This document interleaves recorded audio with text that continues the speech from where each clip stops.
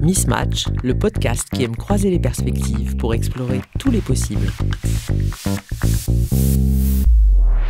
Et pour cette seconde partie de Mismatch consacrée à la ville, lieu de tous les vivants, j'ai le plaisir de retrouver Simon Kobigo, qui est architecte et bientôt paysagiste, qui a écouté la première partie de nos échanges avec Léa Mosconi, Nathalie Blanc et Joël Zask. Et on va peut-être d'abord revenir sur ton parcours, ton itinéraire à la fois scolaire et intellectuel, puisque tu as commencé par des études d'architecte. Tu as terminé en 2017, c'est ça? Diplômé en 2017. C'est ça, en effet. Et dans ton mémoire, c'est pas commun de terminer un mémoire consacré à l'architecture en disant que l'architecte doit se réinventer. Pourquoi ça? Je crois que c'est avant tout une conviction profonde, conviction que j'ai... intuition, conviction que j'ai essayé de vérifier par ce travail du mémoire, et qui était sur l'utopie, hein, d'ailleurs. Qui questionnait en effet la question des communautés intentionnelles. C'était le sujet de départ. Donc des projets de réinvention de micro-sociétés dans lesquelles les architectes avaient souvent des rôles de guide ou de planificateur. Ça me fait penser à ce qui a été dit tout à l'heure, justement, de ce rôle de l'architecte ordonnateur qui a pu apporter dans une figure sociétale qui n'a plus lieu d'être, en fait, aujourd'hui, je pense, qui a pu apporter un rôle d'organisation, de direction, de planification. Ouais, parce que dans les utopies traditionnelles, on avait vraiment cette figure de on va penser d'abord la ville pour penser les rapports entre les humains, le rapport politique, etc. C'était la ville qui structurait finalement... C'est le plan définitif, l'objectif final qui doit d'abord être mis en place pour pouvoir être atteint. Ouais, le plan définitif est en amont. Voilà, tout à fait. Ouais, ce qui est exactement l'inverse de ce qu'on s'est dit tout à l'heure, où il fallait laisser faire. Voilà, donc cette approche de l'architecte ordonnateur comporte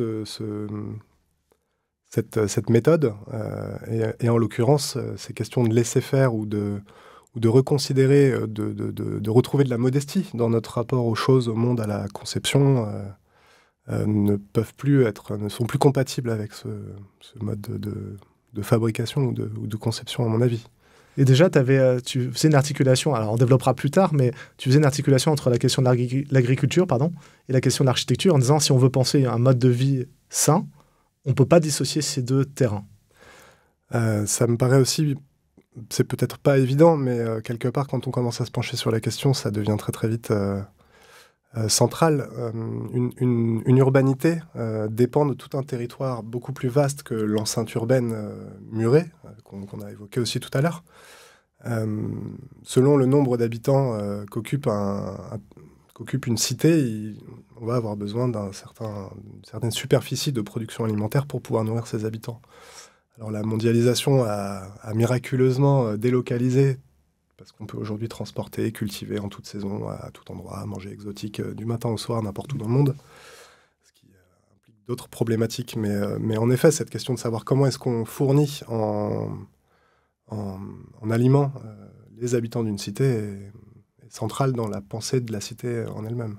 Oui, parce que ce n'est pas le lieu de la production agricole, la cité, c'est la consommation. Ça a pu l'être pendant un certain temps, jusqu'à une époque industrielle où finalement on dissocie les enjeux, les fonctions, et on découpe aussi le territoire selon les usages et selon les types de production qu'on veut en faire. Oui, avec ce retour à la question de la production au sein des villes, mais de façon assez marginale en fait quand même. Oui, alors l'intention est louable et les enjeux sont réels. Simplement, on se rend bien compte aujourd'hui que les villes ne disposent pas de superficie suffisante. Quand bien même on investit tous les toits plats de Paris, on sera très très loin du compte en termes de bouche à nourrir. Il va falloir trouver d'autres modalités. Quand bien même on peut explorer ces champs-là qui sont pertinents. Alors ça va nous amener après à la question du paysagisme et justement le fait de se dire la ceinture de la ville est une ceinture complètement artificielle. Il faut peut-être penser des continuums. Mais avant ça, on peut revenir aussi sur ton parcours. Parce que quand tu faisais tes études d'architecte, alors je ne sais pas si c'est concomitant, mais tu étais aussi le créateur ou le président d'une association qui s'appelle La Bulle. Ça, c'est vraiment en même temps que tes études. C'est concomitant, en effet. Ça s'est fait pendant les études. Et c'est vrai que ces deux champs d'exploration, ce champ d'exploration théorique sur le mémoire et un champ d'exploration pratique sur l'architecture gonflable, donc, que nous avons découvert avec des amis en 2011 lors du festival Bellastock, donc fameux festival d'architecture à échelle 1 qui est proposé aux étudiants depuis une quinzaine d'années, je pense maintenant, qui nous permet de découvrir l'architecture gonflable et toutes ses joyeuses vertus de légèreté, de sensation, un côté très ludique et très enfantin dans ce type d'espace, cette matérialité molle, souple, organique qui respire, etc. Et donc on a, pendant une dizaine d'années, travaillé avec des amis, et donc depuis 2012 jusqu'à 2022, grosso modo, et l'aventure n'est peut-être pas tout à fait terminée, mais c'est une petite parenthèse. L'aventure n'est peut-être pas terminée, en effet, il y a peut-être quelques projets dans les tiroirs qui sont en cours d'élaboration, mais... voilà. L'association est toujours active ou pas? Elle existe toujours, elle a été moins active ces 2-3 dernières années, mais elle n'est pas dissoute ni éteinte. Alors, pour revenir sur la structure de la bulle, parce qu'il faut qu'on visualise ça, l'analogie organique est forte, parce que tu as une peau, une membrane. Tout à fait. Tu as de l'air à l'intérieur. Exactement, qui est la structure même de l'ouvrage, de l'édifice. Donc l'air est capturé à l'intérieur. L'air est envoyé à l'intérieur d'un volume en simple membrane, donc, qui est hermétique, qui doit être hermétique, et qui sera ensuite lesté au sol. Donc on parle là d'architecture ascensionnelle, à l'inverse de l'architecture traditionnelle qui est, elle, gravitationnelle, donc qui va, avec son poids propre, qui va vouloir s'ancrer dans le sol et qu'il va falloir fixer de façon à trouver l'endroit de statique, l'immobilité. L'architecture ascensionnelle, elle, va avoir envie de décoller, de s'envoler telle une montgolfière. Donc il va falloir la lester au sol de façon à ce qu'elle se tende jusqu'au moment de l'envol qui sera retenu. Voilà. On est complètement dans le geste architectural inverse de celui du béton qu'on coule. Absolument. Il y a quelque chose de profondément opposé, alors pas dans une opposition frontale c'est vraiment une approche tout à l'inverse, en fait, de la construction conventionnelle avec des matériaux qui ont du poids et de la résistance et de la masse. Puis on est dans une économie frugale, quoi. Ça coûte pas très cher. C'est très économe. Pour un volume équivalent, on est sur des ratios de matériaux et de temps de construction qui sont quasiment imbattables. Enfin, je connais pas d'autres modes constructifs qui soient aussi économes en temps et en quantité de matériaux que le gonflable. Et en fait, c'est tu me détrompes si je dis une bêtise, mais c'est des structures qui n'ont pas vocation à durer, elles sont éphémères, elles sont dans le cadre... Alors vous aviez 3 piliers dans votre association, je te laisse peut-être les décrire. En effet, alors les 3 axes de travail, c'était tout d'abord un champ ludique ou festif. Il y a aussi plusieurs actions qu'on a menées qui étaient plutôt sur le champ du politique ou du social, donc par exemple avec des soutes populaires à destination des personnes réfugiées à la Porte de la Chapelle, à une période où il y avait pas mal de monde et de problématiques sanitaires à cet endroit. Et un 3e volet... qui est la pédagogie et l'éducation. Qui est plutôt sur le volet de la pédagogie et de l'éducation. Merci, en effet. Ce volet-là, il n'était pas tant sur les événements qu'on produisait, mais sur le fait qu'on a beaucoup fabriqué de structures avec des étudiants qu'on initiait donc à ce mode constructif, qui est très abordable, très, très rudimentaire et très simple, où on part de patrons qu'on vient assembler bord à bord, un peu comme de la couture. Donc il y a quelque chose de très ludique et de très enfantin, de très simple à fabriquer ce genre d'ouvrage. Ça rebondit aussi avec ce qui a été dit, peut-être de façon fine, mais qui était importante, c'est la participation citoyenne. Là, on est vraiment dans des structures où déjà les associations font appel à vous, donc il y a un dialogue avant même de monter la structure pour quelle est la vocation et la mission, et puis les usagers qui vont servir de cette structure-là. Tout à fait. C'est vrai qu'il y avait souvent des mécaniques assez complètes entre la création d'un événement ou d'un moment, entre des besoins et des demandes, et voilà, la relation entre le public ciblé qui fait appel à nous ou pas, mais comment on l'intègre en amont dans la création de l'événement, comment il peut participer à la création de l'enveloppe de cette structure qui va abriter ce moment de partage ou de découverte de connaissances ou autre, et le moment où on va vivre, on va habiter cet espace jusqu'au dégonflement au départ. Donc, il y avait quelque chose d'assez exhaustif, d'assez complet dans ce travail.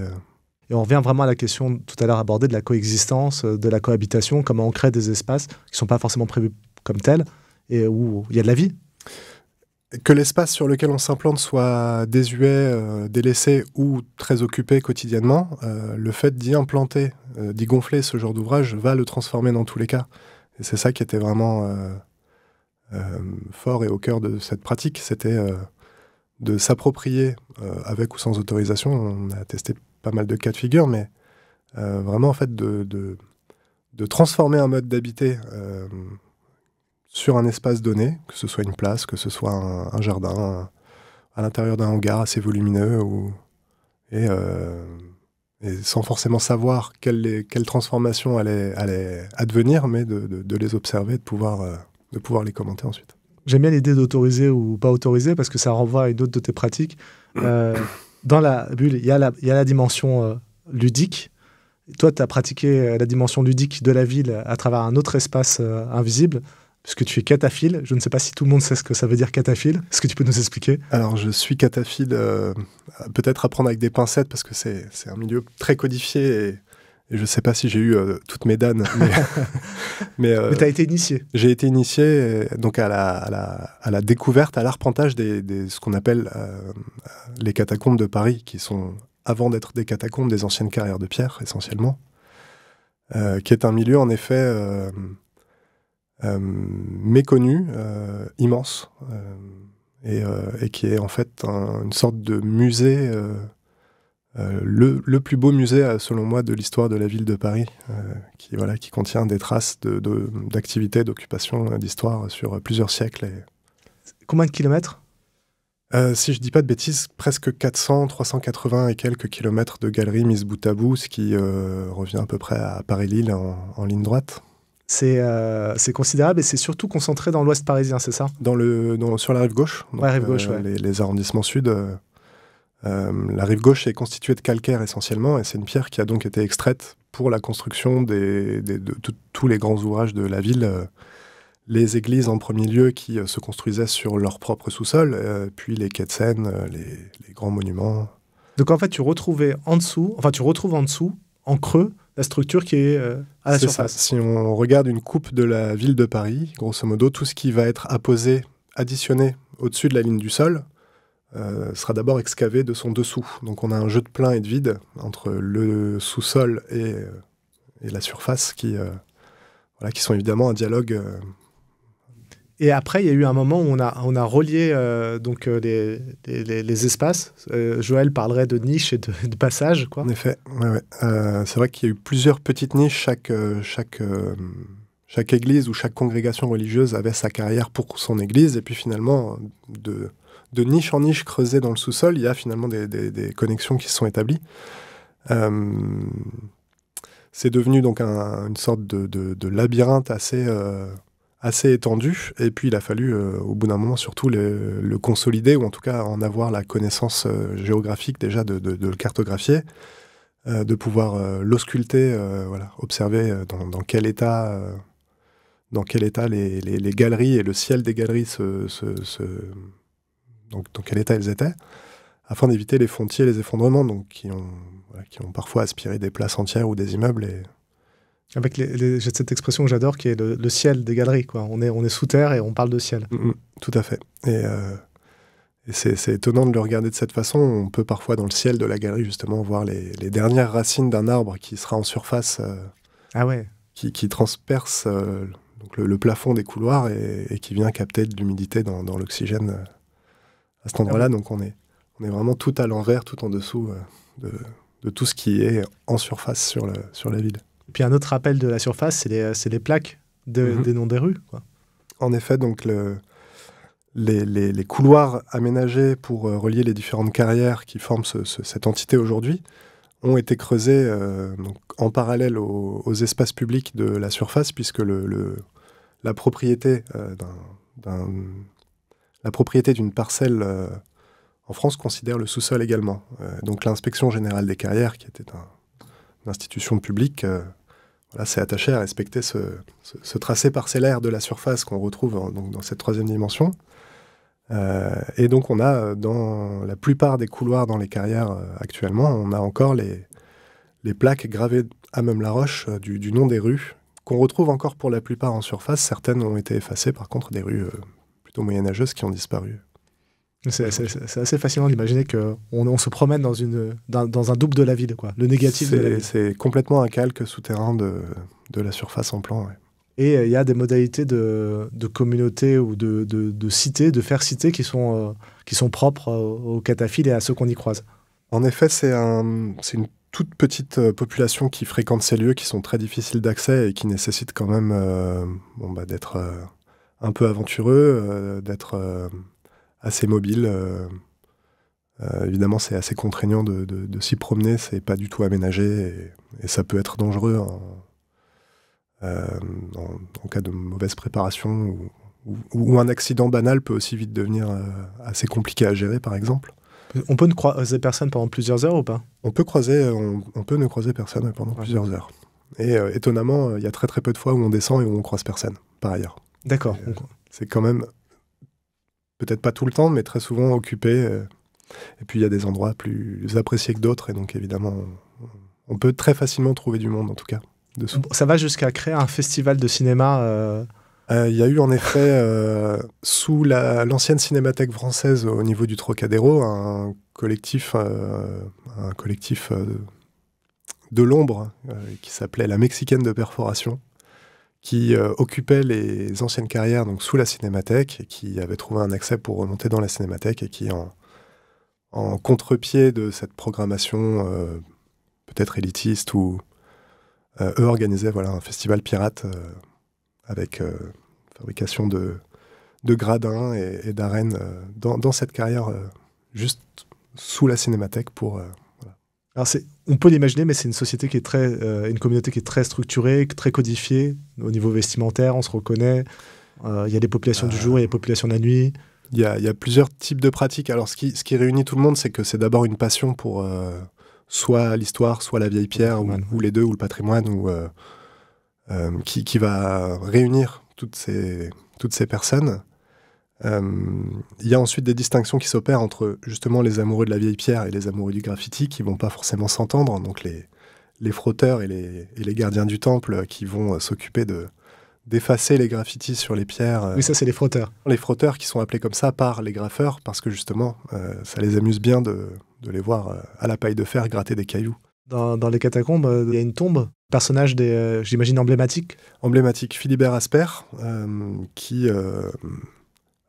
Est-ce que c'est une légende ou pas? Je ne pourrais pas vous donner la réponse ici, mais qui était le gardien des clés de l'hôpital du Val-de-Grâce, donc il se situe lui aussi dans ces arrondissements du 5e, si je ne dis pas de bêtises, et qui communique avec le sous-sol, qui se serait aventuré puis perdu dans les carrières et dont on aurait retrouvé le corps je ne sais combien de temps après avec son trousseau de clés, identifié grâce au trousseau de clés. Et donc il y a en effet aujourd'hui une pierre tombale à son... Ah, j'adore. À son nom. Là, on a parlé de communautés. C'est des communautés qui sont 2-3 personnes, c'est pas beaucoup, mais on peut pas définir ça comme une communauté intentionnelle. Parle-nous un peu des communautés intentionnelles. Tu as eu l'occasion de voyager en Inde et au Portugal. Mon premier voyage dans ces univers-là, en effet, ça se situe en 2012 où je fais une année de césure pendant mes études d'architecture parce que j'ai envie de découvrir ces endroits qui m'ont toujours fasciné, intrigué depuis que je les ai découverts.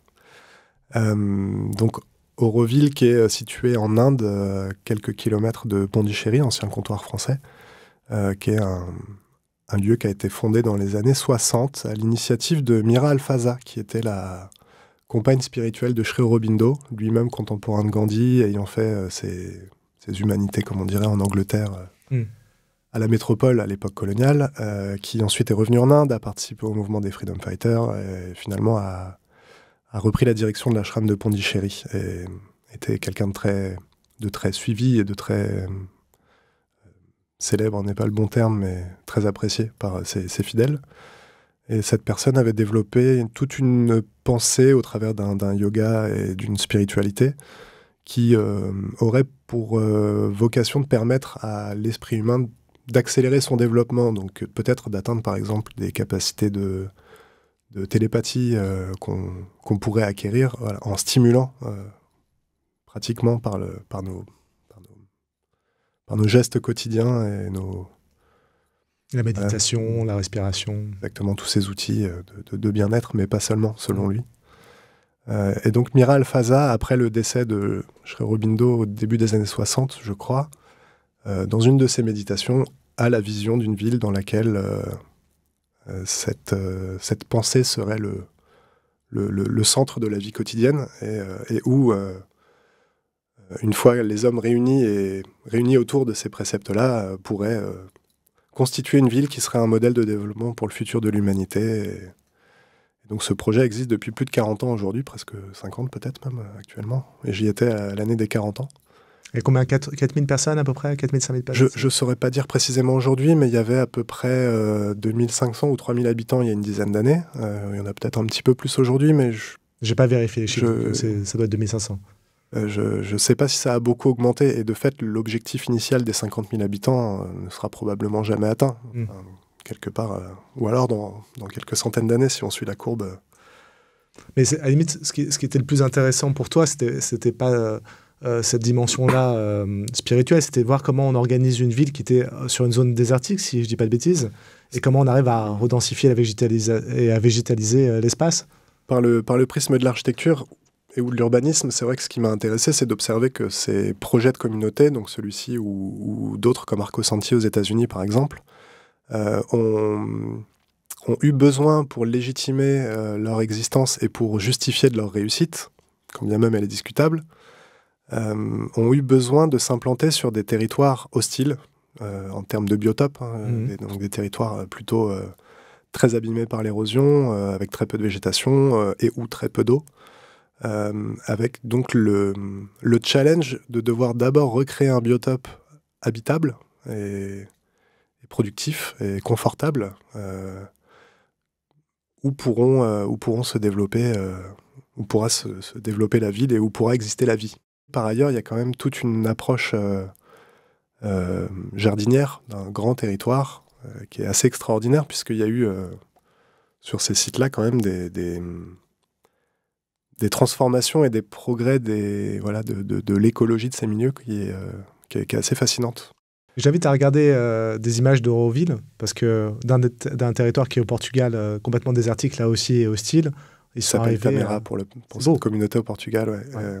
Qui en effet se sont implantés sur 180 hectares de terre complètement érodées dans cette région du sud du Portugal, érodées par les cultures d'eucalyptus et de chêne-liège, avec des cycles de l'eau qui ont été donc complètement détruits ces 50-60 dernières années, mais comme à peu près partout. Et donc Tamera ont fait ce pari de régénérer les cycles de l'eau en implantant, selon les préceptes de Sepp Holzer, un Autrichien magicien de ces disciplines, ont refabriqué une vingtaine de lacs, de bassins de rétention d'eau, on pourrait dire grossièrement, mais qui aujourd'hui fonctionnent comme un lac naturel, et on a la sensation en y étant, si on ne connaît pas cette histoire, que ces ouvrages hydrauliques sont là depuis la nuit des temps. Et donc en effet, regarder des images de ces endroits de l'avant-après ou des vues aériennes où on a un territoire de sable qui aujourd'hui est devenu plutôt luxuriant. C'est le genre de choses qui aujourd'hui me semble être, pour nourrir ces imaginaires, comme on disait aussi tout à l'heure, quelque chose d'assez enthousiasmant. D'ailleurs, pour faire le lien avec la première partie de Mismatch, on pourrait se dire qu'en observant les animaux, on trouve des courroies ou des liens avec le milieu qui nous permettent de régénérer cette vie qui nous entoure. La question animale est indissociable de la question des biotopes au sens large. Ils en sont constituants. Ce qui me vient en tête là, sur ce sujet-là, c'est aujourd'hui par exemple la redécouverte, je pense pour beaucoup, moi en premier lieu, de l'importance des castors dans la constitution des milieux aquatiques. Et j'invite tout un chacun à consulter les derniers écrits de Baptiste Morisot et de Suzanne Husky à ce sujet. C'est des pensées fascinantes et passionnantes. Et donc en effet, il y a des espèces qu'on appellera clés de voûte qui permettent de fabriquer de l'habitabilité pour d'autres, et se pencher sur les besoins et sur ce qui sera propice au bien-être de ces espèces-là sera évidemment bénéfique pour ces espèces en premier lieu, mais pour toutes celles qu'elles vont permettre d'accueillir dans ces milieux qu'elles terraforment littéralement, en ralentissant, en retenant l'eau, plutôt qu'en la canalisant comme on peut voir. Voilà. Et un exemple qu'il nous avait donné en préparation sur le ragondin, je ne sais plus dans quelle ville, qui créait des nuisances pour les riverains. Et tout ça, ils se sont rendus compte que c'est parce qu'ils avaient imperméabilisé les berges. Donc le ragondin n'avait plus d'espace d'habitat et il gênait la population autour, alors que déjà, l'imperméabilisation des berges, ce n'est pas forcément une très très bonne idée. Tu me confirmes? En effet, je confirme la capacité des rivières à éroder les berges. C'est ce qui va constituer le limon qui fabriquera en aval des plaines cultivables. Ouais. L'agriculture n'est permise que parce que l'eau et les minéraux se mélangent dans ces frictions. Canaliser l'eau, c'est le meilleur moyen d'emmener l'eau douce de sa source jusqu'à la mer le plus rapidement possible, en excluant tout ce qui l'entoure. Tout ce que l'eau va traverser normalement. Et en imperméabilisant ce rapport, il n'y a plus aucun bénéfice. Non seulement il n'y a plus les bénéfices de l'eau, mais quelque part, il va ensuite y avoir les méfaits du manque d'hydratation. Et donc, on va compléter par des forages qui vont nous permettre d'aller chercher l'eau de plus en plus en profondeur. On va imaginer des méga-bassines, on va imaginer plein de choses. Est-ce que c'est ce qui t'a guidé dans le choix du paysagisme? Tu t'es dit, tiens, la réflexion architecturale, elle n'est pas suffisante, elle est trop cloisonnée, il faut décloisonner et aller vers le paysagisme? On pourrait le résumer comme ça a posteriori. Je ne pense pas que ce soit la façon dont je me le suis dit en cours de route. Mais je suis sorti de mon école d'architecture avec la sensation que c'était une discipline qui m'a passionné, qui me passionne toujours. Et une réalité de la pratique professionnelle qui est très très loin de mes convictions, ou en tout cas de mes espérances, et dans laquelle je ne me sens pas de capacité à intervenir de façon positive. Par contre, toutes ces expériences, toutes ces découvertes, donc que ce soit les explorations du gonflable ou des sous-sols de la ville, que ce soit les recherches sur les communautés intentionnelles et les réinventions utopiques d'un monde plus vertueux, plus juste, plus louable. Toutes ces choses-là, petit à petit, le fait d'avoir donc travaillé dans des champs, dans ces communautés, d'avoir observé comment ces réhabilitations des cycles de l'eau pouvaient fonctionner, et puis ensuite être tout à fait autonome surtout, et régénérer le paysage autour d'elle et la vie au sens global. Voilà, tout ça m'a amené petit à petit à me faire prendre conscience que paysagisme et architecture sont des disciplines connexes et dans la pratique sont des métiers qui s'appuient sur les mêmes modes de représentation, les mêmes processus de conception du projet. Les matériaux ne sont pas du tout les mêmes, peuvent l'être, mais a priori ils sont aussi distinguables. Et donc voilà, je me suis rendu compte qu'il était peut-être possible pour moi de travailler avec les outils que j'avais découvert et appris pendant mes études d'architecture, mais voilà, de les mettre à profit sur des questions plus, à mon avis, plus urgentes et surtout plus séduisantes, je dirais. Merci Simon pour cet échange. Merci à vous pour l'invitation. C'est un plaisir de partager ces quelques mots avec vous. Faites attention aux castors, laissez-leur de la place. Exactement. C'était Mismatch, un podcast de l'ESCE, l'École supérieure du commerce extérieur, et de l'IFG Executive Education.